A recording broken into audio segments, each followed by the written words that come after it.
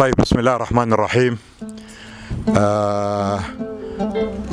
كسابقنا في كل سنة عندنا لقاء مع بعض الفنانين والشعراء، واليوم نحن خالطين المحس مع السكوت.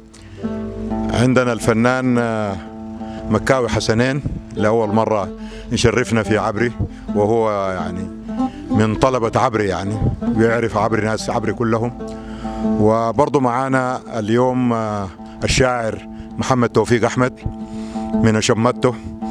وإن شاء الله، وطبعا كلكم بتعرفوا إنه مكاوي من كوكا يعني، فإن شاء الله سنلتقي بكوكا وشمته، ومنتظرين أحمد هولة برضه يجي يواصل معنا إن شاء الله من عبري. فنبدأ إن شاء الله هذه الليلة، ونشكر الفنان مكاوي حسنين ومحمد توفيق لتكبدهم المشاق، يعني إنه وصلونا في عبري يعني.